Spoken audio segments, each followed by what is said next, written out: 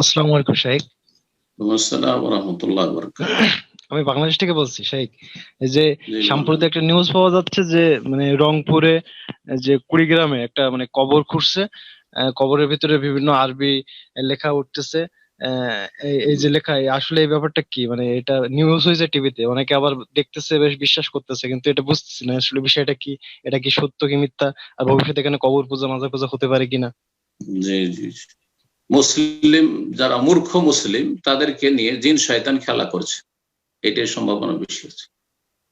জিন শয়তান যারা জাহেল মুসলিম বা জাহেল মানুষ, মূর্খ, যাদের ইসলাম সম্পর্কে কোনো জ্ঞান নেই, তৌহিদ সুন্নাত সম্পর্কে জ্ঞান নেই, শিরক বিদআতের কোনো পার্থক্য করে না, তাদেরকে নিয়ে খেলা করে জিন শয়তান।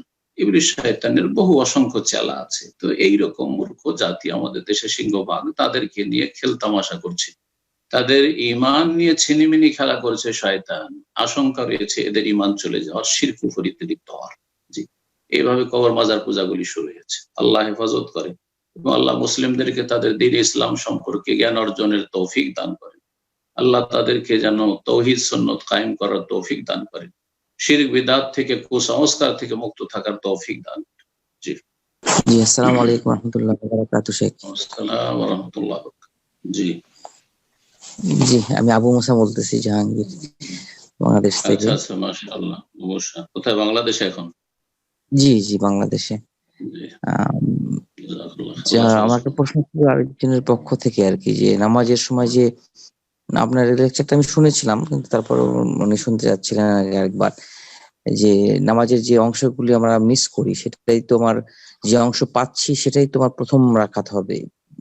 যদি আমি 4 রাকাতের 2 রাকাত পাই, তাহলে 2 রাকাতটাই আমার প্রথম রাকাত, আর তারপর আমি 2 রাকাত মিলিয়ে নিব। তো সেক্ষেত্রে সূরা ফাতিহার পরে সূরা মিলাতে হবে কিনা? কেন মিলাবেন? আপনার ধরেন 2 রাকাত পেয়েছেন, তো আপনার প্রথম দ্বিতীয় রাকাত হয়ে গেছে।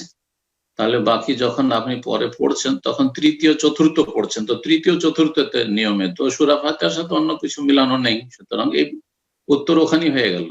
আপনার প্রথম যে রাকাতগুলি সেগুলি প্রথম, ইমামের কোন রাকাত সেটা দেখার বিষয় নয়।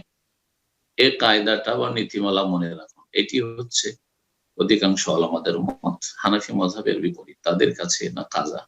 ইমামের তৃতীয় চতুর্থ, তো আপনারও তৃতীয় চতুর্থ হলো, তাহলে আপনি পরে যে আপনি 2 রাকাত পড়ছেন সেটা আপনার প্রথম দ্বিতীয়, এটা হচ্ছে হানাফি মাযহাব। কিন্তু সেটা আমরা দুর্বল মনে করি। হাদিসের আলোকে রাসূলুল্লাহ সাল্লাল্লাহু আলাইহি ওয়াসাল্লাম বলেছেন ফাআতিমু ফামা আদরাকতুম ফাসাল্লু ওয়া মা ফাআতাকুম ফাআতিমু, পুরা করতে বলা হয়েছে।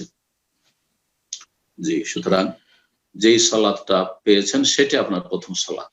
জি, সুতরাং সূরা মিলানো লাগবে না।